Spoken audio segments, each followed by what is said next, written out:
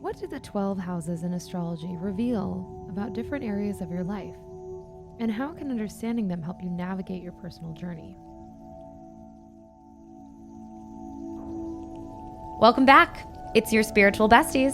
I'm Elise. And I'm Jess, and this is Spiritual Alchemy, The podcast where we explore the intersection of science, spirituality, mysticism, and philosophy. We're here to share the wisdom of the universe that we've gained through study, practice, and life experience, helping to provide insight and knowledge to anyone embarking on or in the midst of their spiritual journey.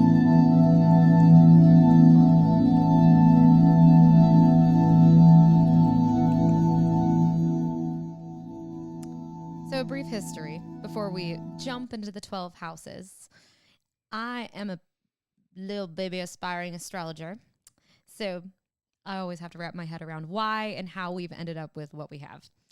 So astrology, we have an episode on that as well, has been around for thousands of years. And the idea of dividing the sky into 12 houses goes all the way back to the Hellenistic period around the 1st and 2nd centuries BCE in places like Alexandria. So ancient astrologers wanted a way to map not just the signs and planets, but also the different areas of human life, like identity, family, career, spirituality.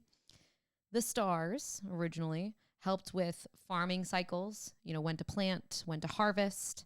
They guided navigation and travel across vast lands like deserts and seas. And like lands, seas.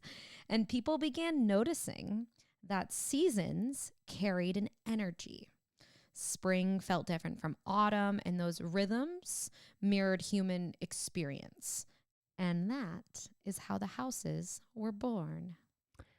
So the 12 houses of astrology represent different areas of your life. They form one's identity and possessions to home, family, and public image. Each house is associated with a specific theme and energy, and its meaning is interpreted in the context of a person's birth chart, which divides the sky into 12 segments. I would say the sky, or a blueprint of the sky, the night you were born, the moment you were born, into 12 segments based on that exact time and place of birth. So, for example, your first house relates to the self, your identity, who you are, how you feel about yourself. And the 10th house governs career, public image. And I will say, I am still trying to memorize all of this. So this is going to be like a nice study session for me as well. If you don't have any planetary placements in a house, it doesn't mean that it's not important. And I literally just learned this over the past 2 years. I have 3 houses that have no planetary placements, not even like a black moon or like a Lilith, nothing. And so I was like, it doesn't matter. Turns out it really matters. So I think we have talked about this. Yeah. Because when we're having conversations about astrology or what's happening in the universe, and you're like, Mercury is here. I'm like, okay, well, where is that in your chart? And you're like, well, I don't have any planets there. I'm like, what house is it in? Because that is the area of your life that is being illuminated right now. Mm-hmm. So yes, exactly what you said. Just because you don't have a planet placement doesn't mean that we ignore that house or that how that activates and shows up in your life. Right. Because what that can mean in a spiritual sense is that may have been a part of your life that you've already conquered. It's dormant in this life. So you have other things that you need to be focused on or working on. Tending to. And the way that I've kind of framed it for myself is, or on the contrary to that, it's areas that I need to actually anchor even harder into because I don't have any placements there to anchor me. So when I check the stars against my chart, I really am like, oh gosh, something's transiting through Libra. I got nothing in Libra in my 6th house. Yeah. I'm floating. That's true of houses that have no placements, but it's also true of planets that have so with your birth chart, you have your planets, your 9 planets. You also have your ascendant, and you have some other types of astrological Depending how placements. far you go. But if there's a planet or a placement that is unaspected, meaning it's not communicating with another planet, it can be an area of your life that is hard for you to access. Floating. So the 12 houses and their core themes. The first house, house of the self. focuses on your identity, self-image, physical appearance, and how you present yourself to the world. I just wanted to share, you could not squash more things into my first house if you tried. My sun, my Venus, my Mars, my Saturn are all in my first house. Which also your first house is your ascendant. So that is how you present to the world. So beautiful. And here's a great example. Your sun is yourself, who you are. Mm-hmm. Venus is how you love. Mars is how you take action. Saturn is about like career and karma and, life experience. And then your ascendant is how you present. So how people see you is how you are. It's how like people, you are very surface, like you wear your heart on your sleeve. You show up as you. You're very authentic. So for people watching, what you see is what you get. Yeah. Yeah.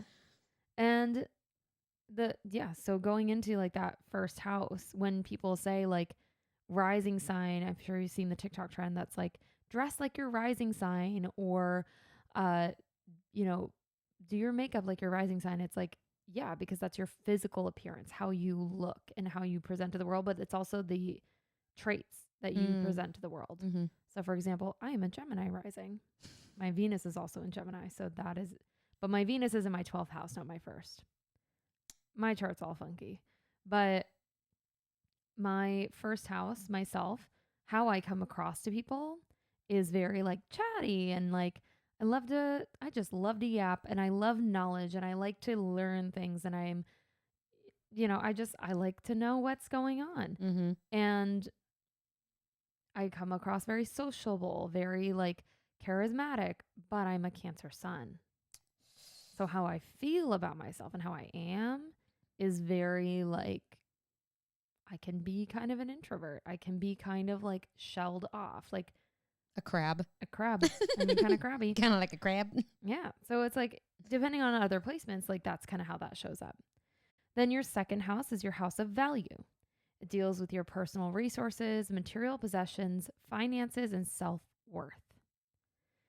Then your third house, house of communication, governs how you communicate, your immediate surroundings, siblings, short-term trips, and early learning.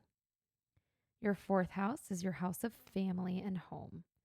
It represents your home, your family life, emotional roots, and early upbringing, so early childhood. Your fifth house, the house of pleasure, relates to creativity, romance, self-expression, children, and pleasure. Hey, I got nothing in that house too. So no children for you. Sixth house, the house of health, deals with daily routines, work, service to others, and overall health. I have yapped about this in another episode, our history of astrology episode. So go listen to that if you want to learn more about the sixth house. Your seventh house, this is the one everybody wants the tea on. Your house of partnerships focuses on relationships, marriage, business partnerships, and legal contracts. Hey, do you know what my seventh house is? Tell me. Virgo. Oh, hey. Guess what I went and found myself? A Mr. Virgo. My seventh house is in Sagittarius. Fire. Ooh, spicy. Spicy. But I have no planetary placements in my seventh house. Interesting. But my North Node is there. There it is. Your eighth house, house of transformation, governs personal evolution, intimacy, shared resources, and transformative experiences. The ninth house is house of philosophy. And a lot of people in our, oh wait, sorry, that's just mine. My Scorpio is in the ninth house. I'd be like, all of us have it in the ninth house. No, Elise, that's not how it works. No. See, baby astrologer, I make mistakes. I'm still learning. That's okay. Why I'm not charging anybody yet. There you go. So ninth house is house of philosophy. It relates to philosophy, higher learning, long distance travel, and your belief system. Your 10th house is your house of purpose. It deals with your career, public image, social status, and ambitions. Your 11th house is your house of friends. Focuses on friendships, hopes, goals, and participation in groups or organizations. And then your 12th house, house of the subconscious, pertains to your subconscious mind, secrets, spirituality, hidden matters, and spiritual practices. Okay, it's so much, and I've been trying to memorize this forever, and I don't know how other people study, but I'm a teacher. I teach music, so like, and also memorization. So I've been trying to come up with like a fun way to remember it, and I like to think of it kind of like grade school. Go with me here. So like kindergarten, whatever. You go to kindergarten because like you have to, but then first grade, you kind of figure out who you are in your first grade. You get to be like, I'm in first grade. I'm not in kindergarten. I belong here, right? Who am I? Who are my friends? In second grade, you kind of start to realize like, what are my friends? What's mine? Who am I? Do I like math? Do I like reading? Sharing is caring. Sharing is caring. You kind of get snotty in second grade. And then third grade, how do I think I connect? That's when like complex math kind of comes into the curriculum. That's third grade, right? That's kind of when you start to learn like multiplication tables, division. Fourth grade. I remember fourth grade being a big deal for me because I was finally allowed to walk home from school alone in fourth grade. And I always think of the fourth house. Where's home? Fifth grade, what brings me joy? For most people, fifth grade is the last year in elementary school. So it might be the last time that you're actually close with those friends before you move on to middle school and high school. So fifth house, what brings me joy? And then sixth house, sixth grade, how do I serve? What do we do in sixth grade if we move to middle school? Did you move to middle school in sixth grade? Fifth grade. What? Yeah. That's diabolical. I know. That's so young. I'm like, I don't want to talk about it. Oh my God. It Great. was awful. It was awful. Okay, but like sixth grade, I remember like really just changing myself because I was trying to find all my new friends. So it was how do I serve? How do I serve others? Because you aren't really like thinking about yourself in sixth grade. You just are like, how do I make friends? Seventh grade, seventh house, who do I commit to? People start dating, they have boyfriends, they have girlfriends. Eighth house, eighth grade. Usually for middle school, that's your last year. What transforms me? Who am I going to be when I get to high school, right? Ninth house, what do I believe? Crap, I'm in high school. I don't know anything. What do I believe? 10th house, if you're a psycho like me, you start thinking about college. I did, at least. And a lot of my friends did. I was like, when can I go join a ballet company and start dancing? What's my purpose in the world? 10th grade is when you turn 16. You can kind of start driving.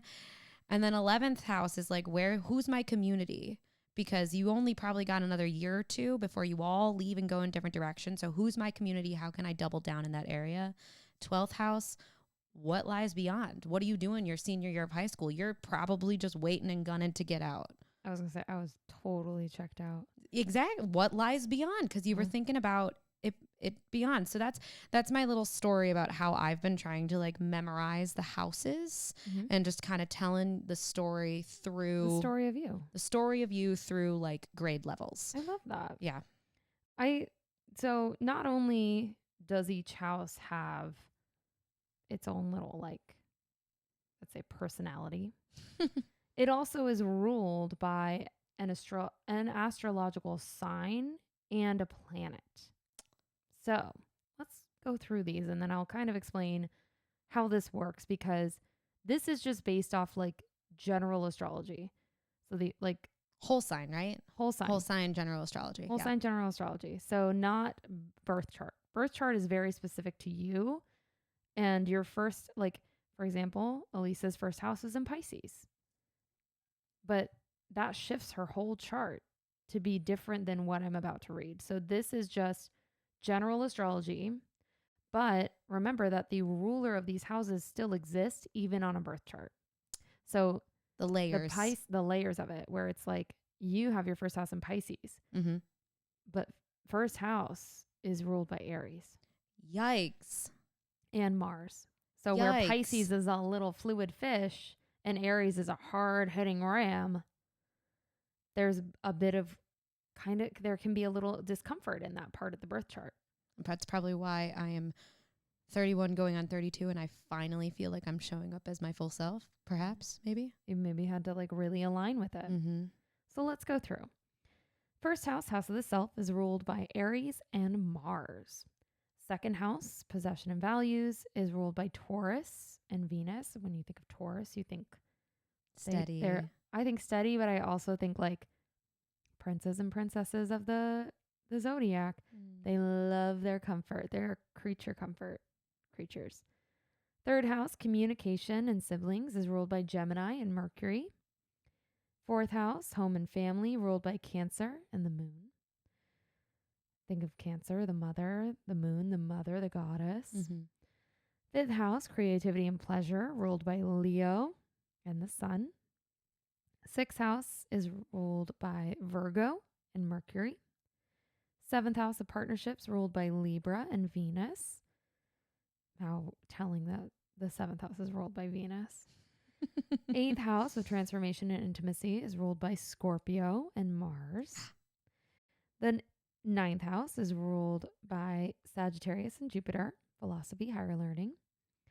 10th house, career and public life, is ruled by Capricorn and Saturn. The 11th house of friends and community, ruled by Aquarius and Saturn. And the 12th house, spirituality, hidden matters, ruled by Pisces and Jupiter. So personal planets, let's get a little deeper into how these show up in your chart. The sun represents your ego, your identity, your core self. Okay. So what's a good example of how that might show up in a chart? Sun in the 10th house would be like, there's no right or wrong. What, by the way, when I say this is just like ideal placements where if I were to look at someone's chart and I saw this, I'd be like, wow, let's go. So sun in the 10th house, your career and public life, your identity just shines through your public career, your reputation, and you probably feel most alive when you are recognized by your work and you are a natural leader. So go look to see if you have sun in the 10th house. Amazing. And then your moon represents emotions, moods, and subconscious patterns. So a good example. Moon in the 4th house, home, family. Emotions are tied deeply to your home, your roots, your people. And it's a safe, nurturing home. Although your moods could shift depending on your sense of security at home. But whether or not you had that growing up or you are working towards that, wherever you land, if you have moon in the 4th house, you're going to find it. You know who I believe would probably have moon in the 4th house, and this is such a Real Housewives of New Jersey reference. Give it to me. This is my family. Oh, Caroline Manzo. Yep. Like I didn't even This stutter. is my family. Did I stutter? Did I stutter? She's got moon in the 4th house for sure. All right. Moving on to Mercury, which represents communication, thinking, and intellect. Yeah, this one's easy. Mercury in the 3rd house. 3rd house being the house of communication. It's just right at home here. This placement makes you chatty, curious, quick to pick up on language, writing, or teaching. You probably would be a good lecturer, motivational speaker, podcaster. My Mercury is in my 3rd house. Oh, would you look at that? And it's in Cancer. So what would you say about me? Double whammy. Yeah. Okay. Mercury in the 3rd house in Cancer. So your sun, I am. My sun is in What? my 2nd house. Yeah, but I'm thinking your sun like in Cancer. Yeah, they're both. So both my 2nd house and my 3rd house are ruled by Cancer. So interesting. So how you speak, honestly, that's probably why you're like a magic manifester. Because what you speak is what you are. What you are is what you speak. And like if that's your identity and if that's your rhetoric, that's your inner dialogue. Your inner dialogue matches your outside world. And your outside world matches your inner dialogue. That makes a lot of sense. That really resonates for me. I would definitely call myself a master manifester, but like when I'm locked in, You're locked in. I'm locked in. Venus represents love, beauty, values, and relationships. Venus in the 7th house. The planet of love, harmony in the 7th house often signals someone who values partnership and they're often attracted and invested deeply to their committed relationships. Mr. Virgo has his Venus in 7th house. Oh, that's cute. Mars is representative of energy, action, drive, and assertiveness. Mars in the 1st house. As we've seen, it's ruled by Mars, right? Mm-hmm. So it's bold, assertive energy, and people come off as energetic, passionate, combative if they're not getting what they want, depending on how they channel it. I have this. Mm. This is me. Yep. Jupiter, representative of expansion, luck, optimism, and abundance. Jupiter in the 9th house, philosophy, higher learning, expansion. It's just, this is where it's at home. It brings a love of travel, learning, philosophy, a big picture worldview, a hunger for meaning. I also have this. So as aggressive as my Mars can be, I think my Jupiter in the 9th house Balance. it balances me, because my love for learning, I don't ever come to a disagreement or maybe just a kerfuffle thinking I know anything. I'm Yeah. ready to hear your side. Convince me of your side. In a bonus life, I was a lawyer. There you go. And today I'm a music teacher, astrologer. I don't know. We love it. Saturn represents responsibility, discipline, limitations, and structure. Saturn in the 6th house. Discipline, responsibility. Bring those lessons, work around them, draw your boundaries, learn your health routines. And Saturn is going to feel restrictive at times, but your Saturn is going to help you build strong habits. But I would say if you have your Saturn in the 6th house, you probably got a leg up. You're a little bit ahead, I would say. So I have a funny story about my Saturn. Tell me. My Saturn is in my 10th house in Aquarius. Oh. Apparently a very lucky placement. Okay. But think of the 10th house as workplace. Uh-huh. Think of karma. I learned this about my chart after years of like going through life.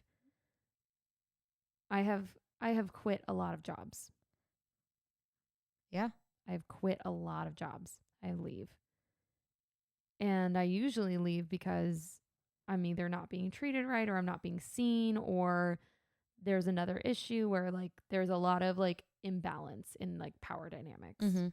It is insane to me that, and I know it's not just me. Like I know it's not me, but at many places that I have left, they'll go through a period of negative press, or like, I mean, a couple places that I worked at, like as soon as I quit, Repercussions. months later, Yeah, almost. they've closed. And it's like, depending on the severity, but that is apparently like a thing about Saturn in your 10th house, is like those who do wrong to you in your career, the karma, listen, Burn it down. the karma is, my chart's just working in my favor. It's nothing I'm doing other than existing. So it's just interesting. You know, who's to say? Who's to say? It's just a coincidence. I mean, the stars don't lie. People lie. That's my favorite saying. But, Yeah. you know, live your Yeah. life. Live your life. All right, let's talk about the outer planets. Oh, these stuck little bitches. Yeah. So, outer planets usually are tied to a large collective, A or generation. a generation, Yeah. rather than like years or like individuals. So, Uranus represents innovation, change, rebellion, and individuality. Uranus in the 11th house. Friends, community. It can make someone drawn to unusual social circles, activism, or being the outsider friend who sparks change. Guess who also has Uranus in the 11th house? You? Yeah. Oh my goodness. It's like I was the first one in my family to move across the country, even though my dad was born in this state. But when I told people I was doing it, you would have thought I was telling them like I was moving to Antarctica, as if they couldn't just take a plane ride across the country. Like it was horrible to go one by one to tell my family members. But over time, they got used to it. But I mean, I rocked the boat on that one. My Uranus is in the 8th house, though. Transformation. Transformation. So where you go is where you're meant to transform. That makes sense. And I grew a lot when I moved out here. See? All right, let's talk about Neptune. Spirituality, dreams, illusion, and creativity. Neptune in the 12th house. Right. That is like the It's witch just placement. Pisces energy, witch woo-woo energy. It's dreams, mysticism blending together, a richer inner life, vivid dreams, natural intuitive gifts, but tendency to just kind of have your heads in the clouds, kind of like the typical description of a Pisces. So this is my question for you. I have this in the 11th house, but do you think having it close by, I think it's at like the 28th degree or something, like it's really close by the 12th house. We're going to have to do a separate episode on critical degrees in astrology. Great, come back for that. So come back for that. I would say whatever house the planet is in, it's not like, so there's a thing in birth charts where like if you are, let's say you're a Virgo born on the 22nd of September or the 22nd of August. You're on the cusp, I guess either way, 22nd of August or 22nd of September. You're on the cusp of the next sign. So you might be a Virgo, but have traits of a Leo. Yeah. Like I have a friend who was born on August 23rd. He is a Virgo, but he acts like a Leo sometimes. Vice versa. Double dip. We have some Virgos towards the end of September leaning more towards the Libra end of things. Right. They're a little bit more air sign quality, where they're a little bit more intellectual, a little bit more like, instead of like fun party vibes, but like still get the work done, it's more like studious into like, I'm just but a little whimsical because of the crossover and the degree signs. You know what I'm thinking? But I don't think that's true of the houses. Interesting. Okay, we will do another episode about this to talk about critical degrees. Yeah. Great. So Last but not least, Pluto, who is still a planet in our eyes, represents transformation, power, and rebirth. Pluto in the 8th house. Let's go. Transformation. Pluto, it intensifies themes of intimacy, shared resources, and deep personal growth. These people often face profound rebirths in life, like the death and rebirth, the phoenix rising from the ashes. Like if you've got Pluto in the 8th house and you just feel like things go down and then you build up, I would say that sounds about right. It's not me checking every single time you say something. I'm like, wait, where is mine? So I had the same question. Mine is in the 9th house, at the 11th degree, but mine is in the 6th house. Pluto in the 6th house. Ooh, well, that would also make sense of why you leave a bunch of jobs, why you quit a lot of jobs, and why you kind of like spiral a little bit and you drag your feet, your mental health kind of goes. And I'm like, just quit, Jess. Remember that last one? I was like, just quit. Oh, yeah. And then you like overnight became a brighter, more vibrant version of yourself simply because all she had to do was quit that job. Yeah. I will go kicking and screaming. Like I'll hold out as long as I can. Hey, you know what we call that? A fixin' for a firing. Ooh. Well, listen. I'll never get fired. Hey, I have been. Ooh.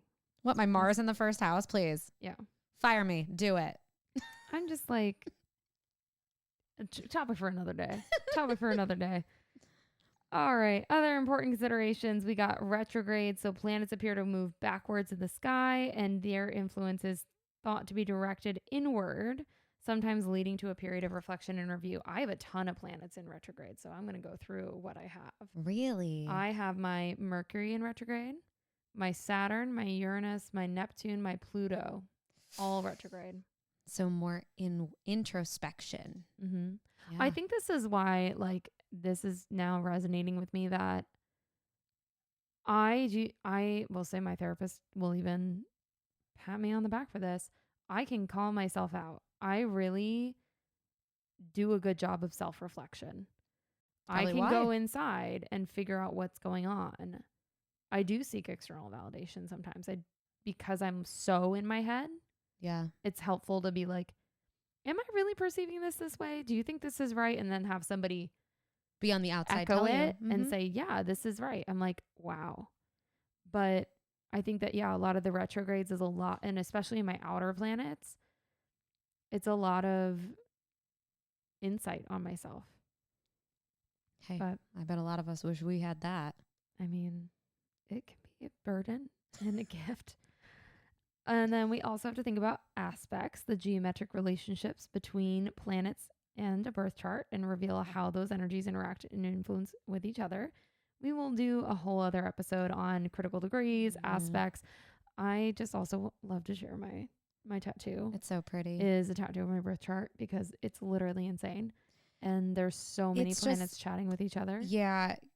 Mine would look like a triangle on top of a triangle on top of a triangle with like one line. That's it's good though. The planets need to talk. So what's the connection between the ascendant and the houses?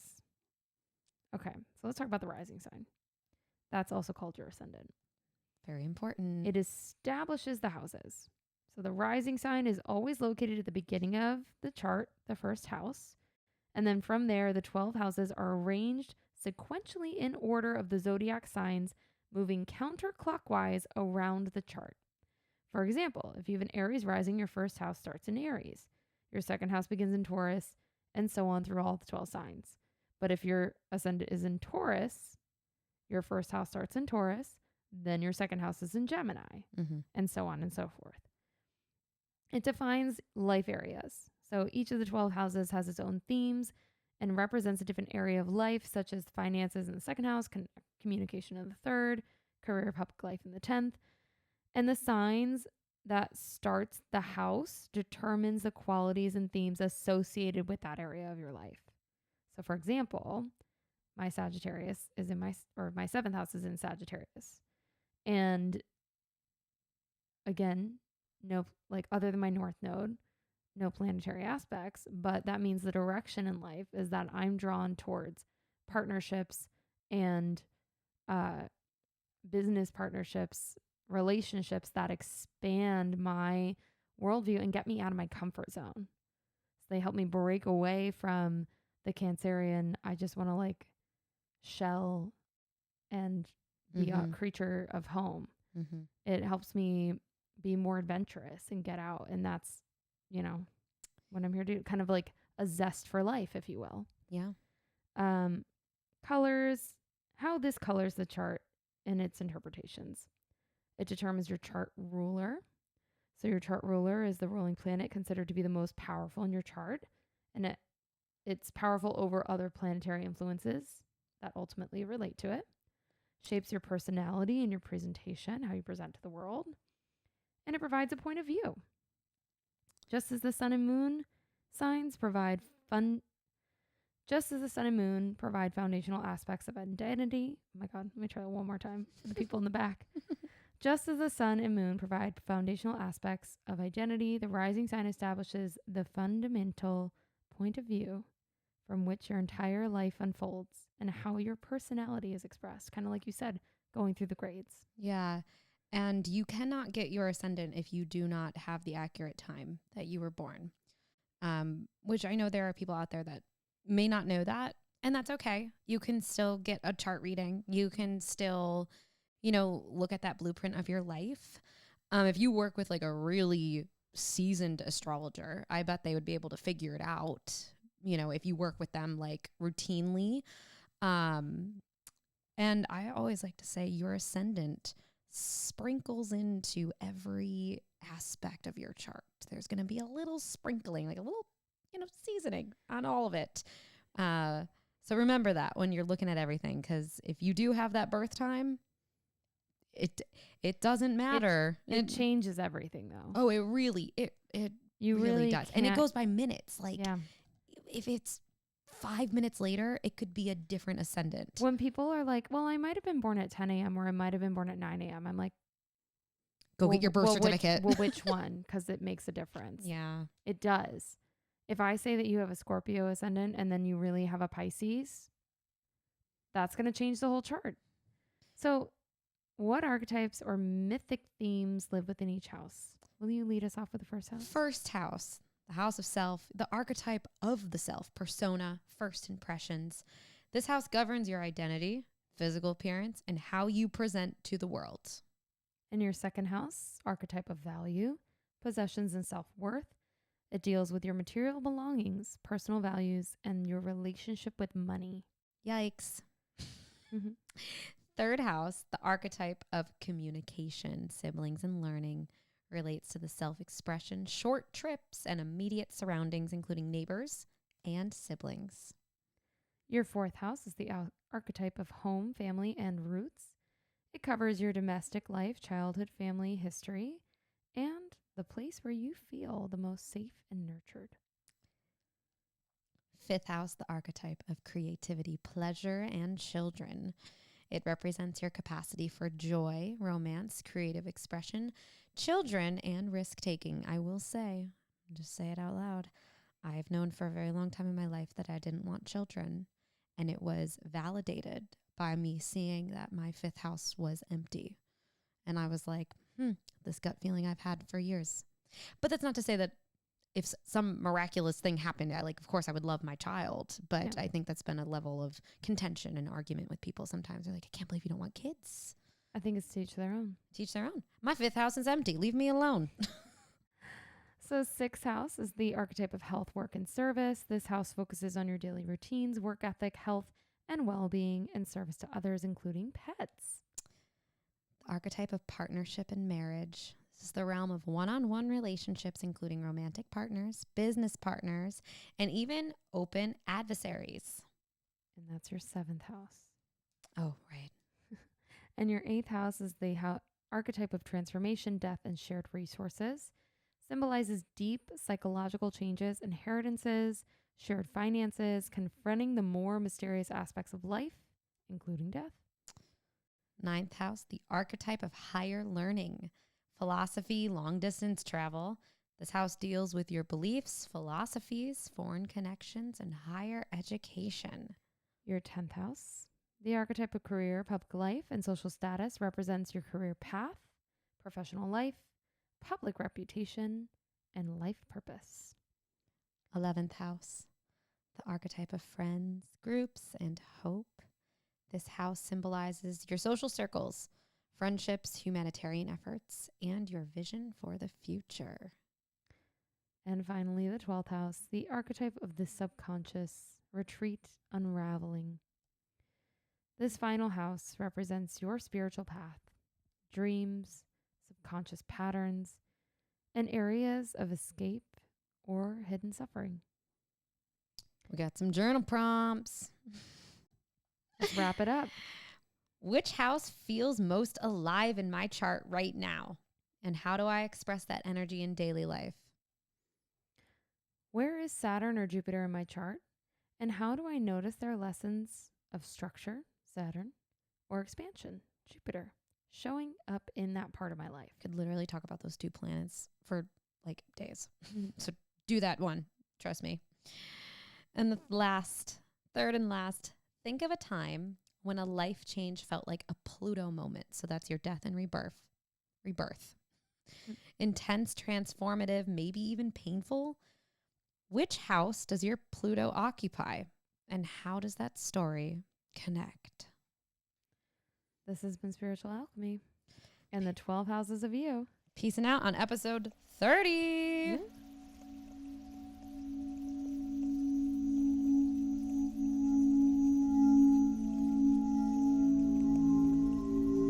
Thanks for joining us today. We're so glad you were here.